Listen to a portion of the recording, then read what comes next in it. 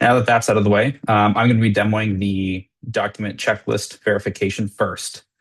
And so really the overview and the goal of this is to use Agentforce to classify and verify any files that get submitted to your organization.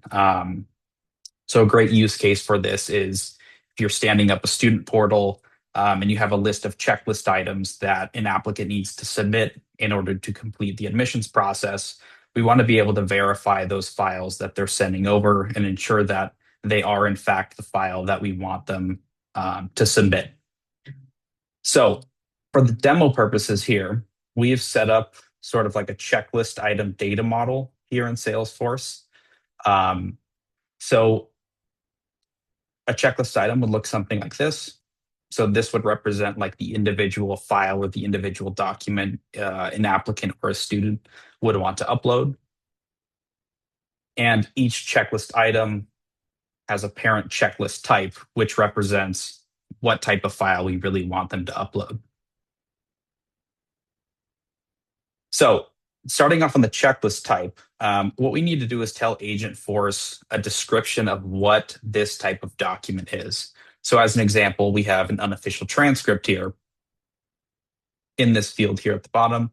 All we want to do is just tell Agentforce what is an unofficial transcript, like what is acceptable to us as an organization. So in this case, we're just saying an unofficial transcript from high school, college, or university. And you can totally make this customizable. You can include and exclude things. You can describe specific parts of the document that you want Agentforce to look for. This is just a really simple sample description here. So for the demo today, I have 3 different checklist items. I have this one, which is supposed to be an unofficial transcript. I have one that is supposed to be an ID, and a third one that is supposed to be a resume. One thing I do want to note is that in an ideal situation, you wouldn't be interacting with these individual records. You won't be going through and changing these statuses. This would all be automated on the student portal side. And Agentforce would really be working in the background. But for demo purposes, we're going to showcase the manual part of it. So for this first checklist item, obviously we want them to submit an unofficial transcript. So what I have uploaded is in fact a sample unofficial transcript. So you can see it's got things like terms attended, and how many units were completed for that term, what sort of courses they took, and things of that nature. For the second checklist item, we obviously want them to submit an ID, and I have not submitted an ID. I have submitted a resume. And for the third checklist item, we want them to submit a resume. And I've submitted 2 files to kind of throw a curveball at Agentforce to see how it handles it. So the first thing that I have submitted is a completely blank document that just says sample doc. And the second file that I've submitted is an actual resume. So what I'm going to do is I'm going to mark these for processing by Agentforce. Again, you won't be going through and changing these statuses. In an ideal situation, when a student submits a file in the portal, this status gets marked to submitted automatically. So we'll go ahead and move these, mark them for processing. And what Agentforce is going to do is it's going to take a look at the contents of that document, and it's going to reference that against what you actually wanted them to submit, which was this description here. So in this case, we wanted them to submit a transcript. We submitted a transcript. And what you can see is that Agentforce has now marked this checklist item as completed because this is in fact an unofficial transcript. We can see here that it checked this box saying that it matched, and it is also providing us a link to the matching files. So if we click on this,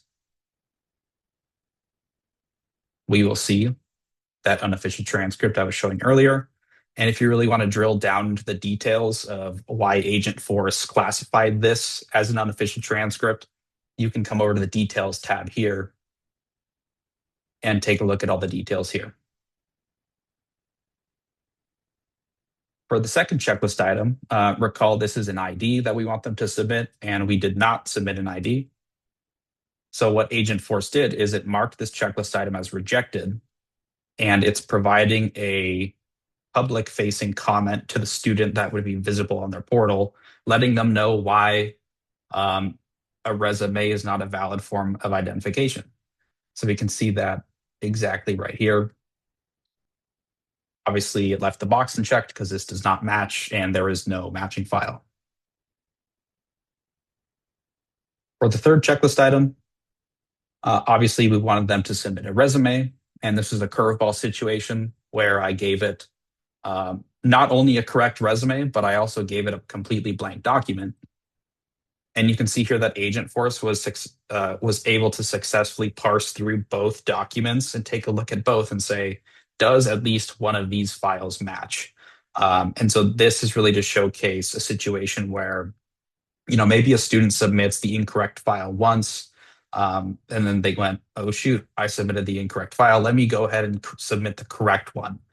So Agentforce is able to look at multiple files and even different file types and try and find one that fulfills the requirements. So in this case, it was able to pull out the correct file, checks the box, and it provides you a link to that matching file right here. And again, if you want to drill down in the details, you are definitely more than welcome to with this details section here. I want to add to this a couple of things. So one, when you give Agentforce multiple files, we have it find only the first matching document. And what that does, it reduces the amount of callouts, right, to the large language model. And because every time we interact with Agentforce through prompting it, there's a token cost. This helps us reduce, right, those tokens. So we only want to find the matching files. So once we hit that, we don't need to hit the other files. But even when it gives you details for if it rejects something, it will also give you reasons. So it'll tell you why it classified it correctly. It'll also tell you why it classified it as not the document accepted. Another thing I want to mention is we're showing checklist types and checklist items today. And that is one way to do this, but this could be object agnostic. So basically, we can build this out for something like document checklist items or action plan templates. These are different types of pieces of Education Cloud that this could be positioned in that space as well. And then the last thing I want to add is you saw the description say for official transcript. We have, and Preston mentioned, we can tell it what not to include. So let's say we wanted to say an official transcript for high school, college, or university, but you don't want it to accept something like a degree audit. We can tell Agentforce not to in that description. We can also have different checklist items or documents by program, by school, or institution if you have different criteria. And the great thing about this particular accelerator is these matching descriptions are very easily editable and retested. So as your process evolves, you'll be able to scale this to more, less checklist items and more specific criteria as that criteria changes. We Awesome. do have a question too, Preston, in the chat about what the confidence score means. So do you want to go ahead and highlight that before we move on to the next accelerator? Yes, absolutely. So let's come over and take a look at a matching file. So we'll look at the unofficial transcript as an example. So these are really just metrics that can be used really for tracking or for reporting purposes. And so what we're trying to do is surface the reasoning of the agent. We're trying to store that information somewhere so you can at least see why Agentforce classified this file as it did, or take a look at the reasoning behind why it classified it as it did. Um, so the confidence level in particular is the level of confidence that Agentforce had when it did its classification. So in other words, Agentforce classified this as a transcript. And so this confidence level is Agentforce saying, I'm 95% confident that this file is in fact a transcript. So files that you see that are a bit more ambiguous, so files that are maybe like harder to read or potentially have like conflicting information, as far as the classification goes, you'll see that confidence level trend downward. But for most of the testing that we've seen, this level ends up above 90% in most cases. So it's really just telling you how confident it was in its classification. Yeah, one more thing I want to add, since you mentioned maybe harder to read documents, is we are also able to control. So AI has this great ability to see things that the human eye can't. But obviously, we're utilizing Agentforce to verify that, yeah, the document you submitted is the actual required document, but we still have like an application review team that's going to need to review these documents when they're making a decision. So we also have control to tell Agentforce to reject documents and tell the student, hey, this document is really blurry. We need you to submit a clearer copy, even if AI or Agentforce can see it, but we as a human wouldn't. So we have that control as well, which is a really nice feature.